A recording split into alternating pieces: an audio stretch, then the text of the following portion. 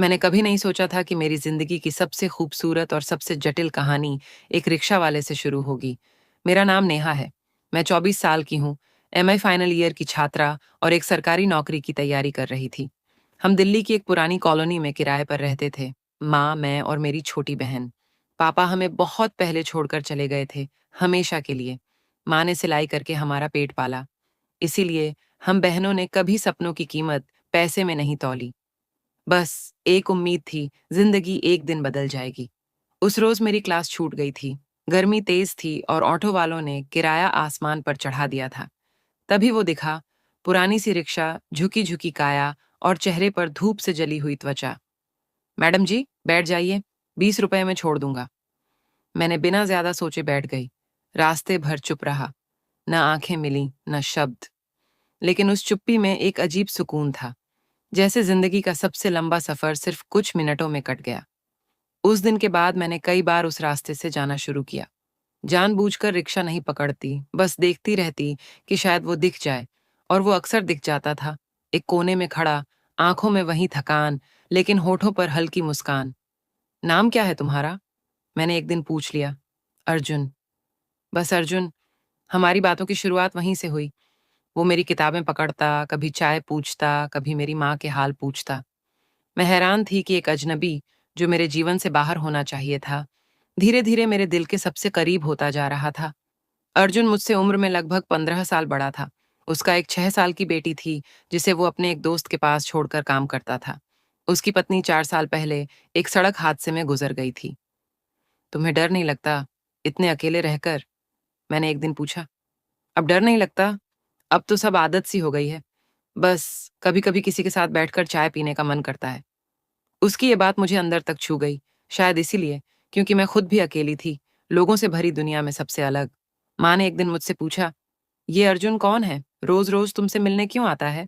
मैंने कोई जवाब नहीं दिया। क्या बताती कि एक रिक्शा वाला मेरी जिंदगी की सबसे मजबूत डोर बन चुका है? माँ चुप रहीं, लेकिन उनकी आंखों में चिंता थी। मैंने अर्जुन से दूरी बनानी शुरू की, फोन नहीं उठाया, रास्ता बदला, खुद को किताबों में डुबो लिया। लेकिन जितना दूर जाती, उतनी ही बेचैनी बढ़ती।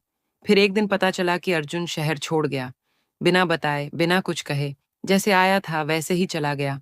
मेरी दुनिया जैसे खाली हो गई। मैं रोज उस मोड़ पर जाती जहां उसकी रिक्शा खड़ी होती थी। कोई नहीं था। कभी कभी हम किसी को इसलिए नहीं चाहते क्योंकि वो हमें पूरा करता है, बल्कि इसलिए क्योंकि वो हमारी टूटी हुई जगहों को छूकर भी दर्द नहीं देता। अर्जुन वही था, और अब वो नहीं था। 3 महीने बीत गए। जिंदगी चल रही थी, लेकिन उसके बिना सब अधूरा था। फिर एक दिन कॉल आया, अर्जुन को हार्ट अटैक आया है। वो दिल्ली के सरकारी अस्पताल में भर्ती है। मैं बिना कुछ सोचे दौड़ पड़ी। उसे आईसीयू में देखकर मेरी आंखें भर आईं। उसका चेहरा बुझा हुआ था, लेकिन जब मेरी तरफ देखा तो आंखों में वही सुकून था।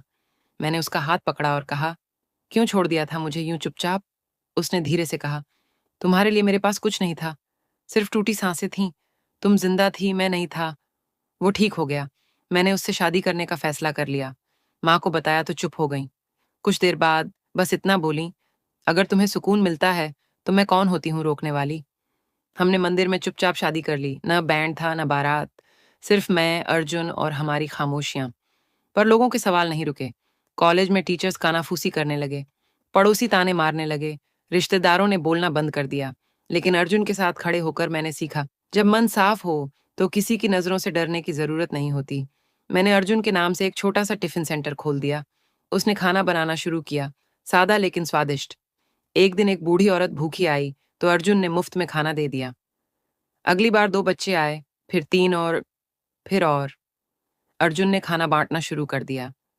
पैसे कम हुए, लेकिन मन भरने लगा। फिर एक दिन हमारी कहानी एक लोकल अखबार में छप गई। एक रिक्शा वाले की जुबानी सेवा की इबारत लोग मदद को आगे आने लगे।